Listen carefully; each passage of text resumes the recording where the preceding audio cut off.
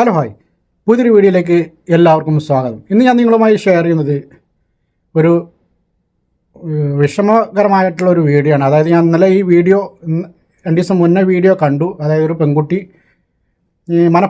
മനഃപൂർവ്വം തന്നെ ഞാൻ ആ വീഡിയോ അങ്ങനെ ചെയ്യാനാണ് ആ വീഡിയോ എടുത്തു വെച്ചത്.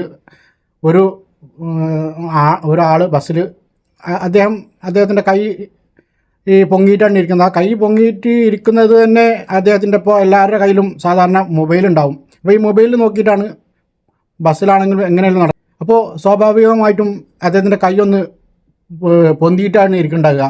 അപ്പോൾ അത് ഒരു ഫോണിലൂടെ നമുക്ക് കറക്റ്റ് ആ വീഡിയോയിൽ നോക്കിയാൽ നിങ്ങൾക്ക് മനസ്സിലാവും. ആ പെൺകുട്ടി കറക്റ്റായിട്ട് തൻ്റെ ശരീരഭാഗം ഈ വ്യക്തിയുടെ ശരീരത്തിലേക്ക് മുട്ടിക്കുന്നത് നമുക്ക് കറക്റ്റായിട്ട് ആ വീഡിയോയിൽ കാണിക്കും. അതും അത്ര ഹാപ്പി ആയിട്ടാണ് അവർ ആ ചെയ്യുന്നത്.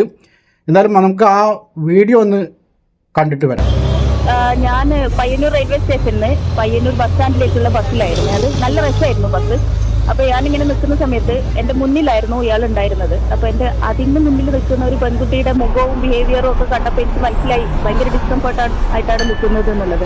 അയാൾ അങ്ങനെ ഒട്ടി പിടിച്ചുകൊണ്ടാണ് നിൽക്കുന്നത്. നമുക്ക് മനസ്സിലാവും കാണുമ്പോൾ തന്നെ. അപ്പോൾ ഞാൻ ഒന്നും ചോദിച്ചില്ല. ഞാൻ ഫോണിൽ വീഡിയോ ഓൺ ചെയ്തിട്ട് ഇങ്ങനെ പിടിച്ചു. അയാൾ കാണുന്ന പോലെ തന്നെ സെൽഫി വീഡിയോ ഓൺ ചെയ്ത് പിടിച്ചു. അപ്പോൾ ഈ വീഡിയോ കണ്ടല്ലോ, ഈ വീഡിയോ ഞാൻ ചെയ്യണം, ഈ വീഡിയോയെ പറ്റി ഒന്ന് റിയാക്ട് ചെയ്ത് വീഡിയോ ഇറക്കണമെന്ന് ഞാൻ നല്ല വിചാരിച്ചതാണ്. പക്ഷേ ഞാൻ പിന്നീട് അത് നമ്മൾ വേണ്ടാന്ന് വെച്ച് ഇരിക്കുകയാണ്. അപ്പോൾ എന്തായാലും ഇന്നിപ്പോൾ ഇതിൽ പെട്ട ആ വ്യക്തി അദ്ദേഹം മരണപ്പെട്ടു.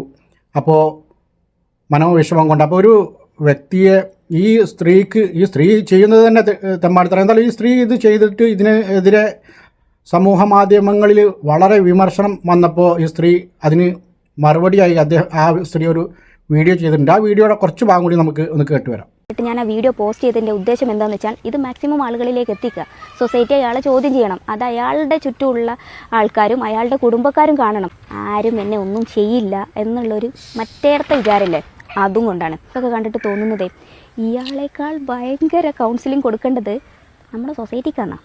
ഒരു ഭാഗത്ത് സ്വന്തം മക്കളുടെ മുമ്പിൽ വെച്ച് വരെ ദ്വയാർത്ഥ പദങ്ങൾ ഉപയോഗപ്പെടുത്തി അശ്ലീല ചൊവ്വയോടുകൂടി സംസാരിക്കുകയും ആയിരക്കണക്കിന് വരുന്ന മനുഷ്യരെ ഊരിച്ചിരിപ്പിക്കുകയും അതുവഴി ലൈക്കും ഷെയറും കമൻറ്റും വാരിക്കൂട്ടുകയും കിട്ടാത്തത് ഇരന്നു വാങ്ങുകയും ചെയ്യുന്ന ഒരു വിഭാഗം ദമ്പതിമാർ ഒരു ഭാഗത്തും, മറുഭാഗത്താകട്ടെ സ്വന്തം ഭർത്താവുമായിട്ടുള്ള സ്വകാര്യ നിമിഷങ്ങളിലെ തോണ്ടലും പിച്ചലും മാന്തലും ഒക്കെ അങ്ങനെ തന്നെ ഒപ്പിയെടുക്കുക. ഭാര്യയുടെ ആകാര സവിശിഷ്ടങ്ങൾ അങ്ങനെ തന്നെ വൈഡ് ആംഗിൾ ക്യാമറ വെച്ച് പിടിച്ചെടുക്കുക. അത് സോഷ്യൽ മീഡിയയിൽ അപ്ലോഡ് ചെയ്യുക. കമൻറ്റ് ബോക്സിൽ നരമ്പ് രോഗികൾ സ്വന്തം ഭാര്യയെ പല വസ്തുക്കളോടുകൂടി ഉപമിച്ച് അശ്ലീല ഉപമോകളോടുകൂടി ഉപമിച്ച് കമൻ്റ് എഴുതുക. അപ്പോഴും കിട്ടുന്ന ഡോളറിൻ്റെയും ഷെയറിൻ്റെയും കമൻറ്റിൻ്റെയും ലൈക്കിൻ്റെയൊക്കെ ആധിക്യം കണ്ട് ആനന്ദപുളകിതമായി ജീവിക്കുന്ന ഒരു വിഭാഗം ദമ്പതിമാർ മറുഭാഗത്ത്. ഇത് രണ്ടിലും പ്രതിഭ തെളിയിക്കാൻ കഴിയാത്ത മൂന്നാമതൊരു വിഭാഗം ആളുകൾ ഇപ്പോൾ ഇറങ്ങിയിട്ട് എല്ലാവർക്കും ഒരേ ലക്ഷ്യമേ ഉള്ളൂ, വൈറലാകണം. എന്താണ് അതിനുവേണ്ടി അവരെടുത്ത പണി? സ്വന്തം ഭർത്താവ് 10-35 വർഷം ഒപ്പം ജീവിച്ച ഭർത്താവ്, ആ ഭർത്താവുമായുള്ള എന്തെങ്കിലും പിണക്കങ്ങൾ, എന്തെങ്കിലും തർക്കങ്ങൾ അത് ഊതി വീർപ്പിച്ച് വലിയ സംഭവമാക്കി സോഷ്യൽ മീഡിയ വഴി ഞാൻ ഒറ്റയ്ക്ക് ജീവിക്കുന്ന വർത്തമാന കാലഘട്ടത്തിലെ ഞാൻ സീറാണിയാണ്, ഞാൻ അതിജീവനത്തിൻ്റെ പാതയിലാണ്, അതുകൊണ്ട് ബീജം ഇട്ട് സ്വന്തം കൊച്ചുങ്ങൾക്ക് മൂക്ക് പിഴിഞ്ഞു കൊടുക്കുന്നതും അവർക്ക് ഭക്ഷണം വാരി കൊടുക്കുന്നതും എന്തിനേറെ അവരെ പ്രാഥമിക കാര്യങ്ങൾ നിർവഹിക്കുന്നത് വരെ താനാണെന്നും താൻ ഒറ്റയ്ക്ക് ജീവിക്കുന്നതാണെന്നും കരുത്തുറ്റവളാണെന്നും ബോധിപ്പിക്കാൻ വേണ്ടി അങ്ങനെ പല നാടകങ്ങളും ക്യാമറ വെച്ച് ഒപ്പിയെടുത്ത് കണ്ണീരും പൂങ്കണ്ണീരും കാണിക്കുന്ന ഒരു വിഭാഗം കൂട്ടരും മറുഭാഗത്ത്. ഈ പറയപ്പെട്ട ഒരു കാര്യത്തിലും പ്രതിഭ തെളിയിക്കാൻ കഴിയാതെ എങ്ങനെ എനിക്കൊന്ന് വൈറലാകണമെന്ന ആഗ്രഹത്തോടുകൂടി വെമ്പി നടക്കുന്ന ചില ആളുകൾ ഇപ്പോൾ എടുക്കുന്ന പണിയാണ് മനുഷ്യൻ്റെ ആത്മാഭിമാനത്തിന് പുല്ലുവില കൽപ്പിക്കാത്ത ആളുകൾ. അതിൽ ഇന്ന് എരിഞ്ഞു തീർന്ന ദീപക് എന്ന് പറയുന്ന ഒരു ചെറുപ്പക്കാരനാണ്. ദീപക്കെ മാപ്പ് പറയുകയാണ്, ഒന്നും ചെയ്യാനില്ല, നിസ്സഹായനാണ്, ഒന്നും ചെയ്യാനില്ല. ദീപക് എന്ന് പറയുന്ന ചെറുപ്പക്കാരൻ ബസ്സിൽ പോയൊരു ഞാൻസീറാണി, വർത്തമാന കാലഘട്ടത്തെ ശീലാവതി, ആ ശീലാവതിയുടെ ഏതോ ഭാഗത്ത് ആ ചെറുപ്പക്കാരൻ്റെ കൈയൊന്ന് കൊണ്ടുവെന്ന് പറഞ്ഞ ആ ദൃശ്യം അങ്ങനെ തന്നെ അവിടെ ഒപ്പിയെടുത്ത് അവൻ മനഃപൂർവ്വം ചെയ്താണ് നമ്മൾ സോഷ്യൽ മീഡിയ വഴി മുഴുവൻ നാറ്റിച്ചു. എല്ലാ മനുഷ്യർക്കും എല്ലാം വലിപ്പം തോന്നുന്ന സ്വർണവും പണവും മാത്രമല്ല, ആത്മാഭിമാനത്തിന് തിന്നാനും കുടിക്കാനും ഉടുക്കാനും ഇല്ലാത്ത സമയത്ത് സ്വന്തം ആത്മാഭിമാനമാണ് ഏറ്റവും വലിയ സമ്പത്തി എന്ന് കരുതുന്ന ദീപക്കിനെ പോലുള്ള നൂറുകണക്കിന് മനുഷ്യരുണ്ട്.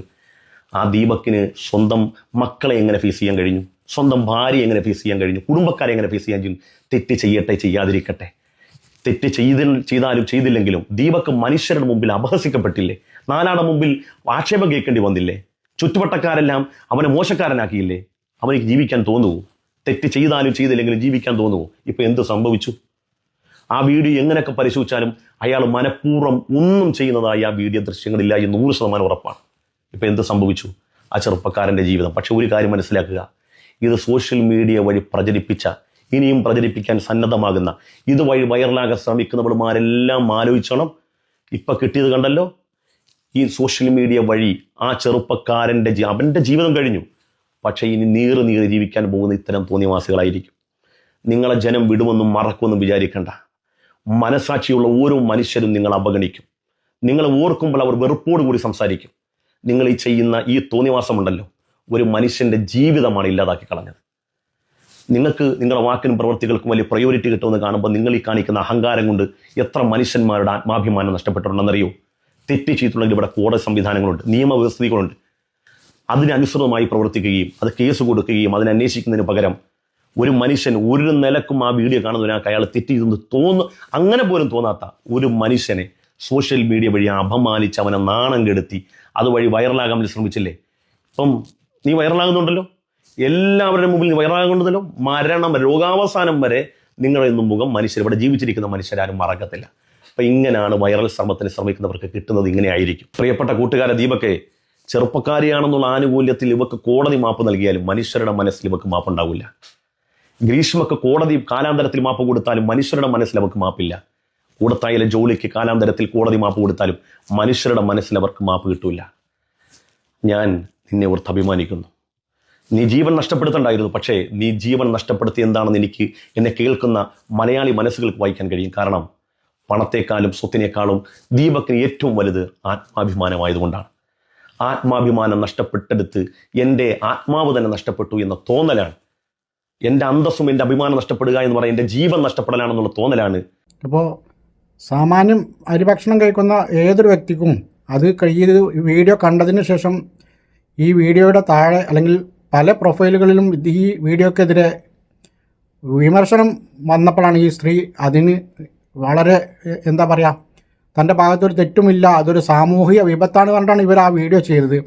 എന്തായാലും ഇപ്പോൾ രാഹുൽ മാങ്കൂട്ടത്തിനെതിരെ വീഡിയോ ഫസ്റ്റ്, അതായത് കംപ്ലൈൻറ്റ് ആയിട്ട് വന്ന യുവതി ഇപ്പോൾ സോഷ്യൽ മീഡിയയിലൊക്കെ നിറഞ്ഞു നിൽക്കുകയാണ്.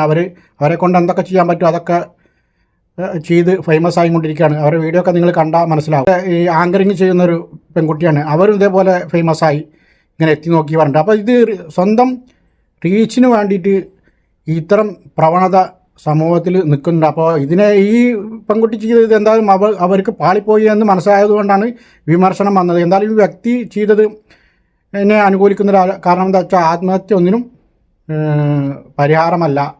ഇദ്ദേഹം ചെയ്യേണ്ടിയിരുന്നത് ഈ നിയമ നടപടിയുമായി മുന്നോട്ട് പോയി മാനനഷ്ട കേസ് കൊടുത്ത് പരമാവധി വാങ്ങുകയാണ് ചെയ്യേണ്ടിയിരുന്നത്. എന്തായാലും അദ്ദേഹത്തിൻ്റെ മരണത്തിൽ നമുക്ക് വിഷമമുണ്ട്.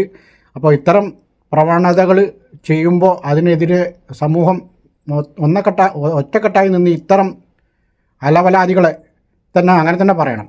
ഒരു വ്യക്തിയുടെ മരണത്തിന് കാരണമായ ഇത്തരം അലവലാദികളെ സമൂഹത്തിൽ ഒറ്റപ്പെടുത്തണം. ഇതൊരു പ്രവണതയായി മാറ്റരുത്.